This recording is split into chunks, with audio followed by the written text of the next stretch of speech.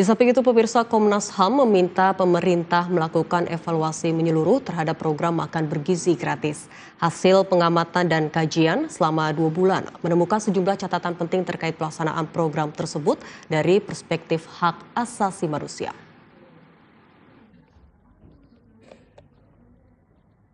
Komnas HAM menyampaikan temuan awal hasil pengamatan terhadap pelaksanaan program makan bergizi gratis yang menjadi salah satu program prioritas pemerintah. Pengamatan dilakukan melalui koordinasi dengan berbagai kementerian dan lembaga untuk berdiskusi dengan para ahli dan organisasi masyarakat sipil serta peninjauan langsung ke sejumlah daerah. Dalam temuannya, Komnas HAM menilai masih terdapat sejumlah persoalan dalam tata kelola program MBG. Di antaranya risiko ketidaktepatan sasaran penerima manfaat, belum optimalnya pengawasan hingga perlunya peningkatan standar keamanan pangan. Komnas HAM juga menyorot masih terjadinya kasus keracunan pangan yang dikaitkan dengan pelaksanaan program MBG di berbagai daerah. Selain itu, Komnas HAM menilai perlu adanya kejelasan tanggung jawab penanganan korban, peningkatan transparansi informasi, serta perlindungan bagi petugas Satuan Pelayanan Pemenuhan Gizi atau SPPG. Sebagai tindak lanjut, Komnas HAM menyampaikan 9 rekomendasi kepada pemerintah. Di antaranya memastikan program MBG lebih terfokus kepada kelompok rentan dan masyarakat yang paling membutuhkan, melakukan evaluasi menyeluruh tata kelola program, serta memperkuat pengawasan dan mitigasi risiko keamanan pangan. Komnas HAM juga mendorong penjaminan kebebasan masyarakat dalam menyampaikan kritik terhadap program MBG tanpa intimidasi maupun ancaman proses hukum. Jadi mudah-mudahan semakin banyak pihak yang memberi masukan, catatan, rekomendasi, maka pemerintah akan makin memperbaiki tata kelola MBG ini. Nah, kira-kira begitu.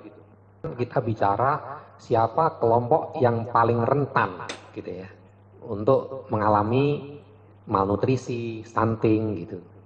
Nah, itulah mereka yang harus mendapatkan perhatian lebih. Itu kuncinya gitu. Siapa mereka? Maka mereka adalah tadi kelompok itu yang berasal dari kategori desil 1 sampai 4 dan mereka yang ada di 3T.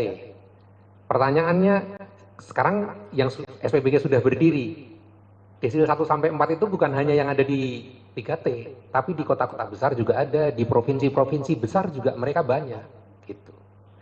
Nah, memang kalau kita lihat data SPPG yang ada di wilayah 3T memang itu yang perlu lebih dipercepat pendiriannya gitu. Kalau yang di kota-kota besar sudah banyak lah, tapi kalau yang di 3T itu yang masih perlu percepatan. Jadi terkait dengan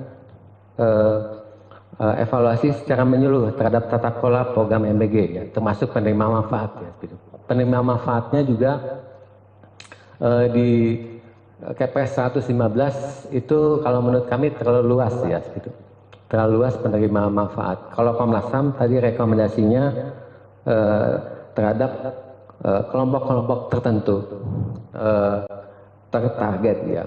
Balita gitu, balita bawah 5 tahun, ibu hamil, ibu menyusui, peserta didik dari desil 1 sampai 4 ya. Desil 1 itu kan paling miskin, sampai 4 rentan miskin. Nah itu kami yang tekankan di situ, dan yang berada di wilayah 3T, tertinggal, terluar, dan terdepan.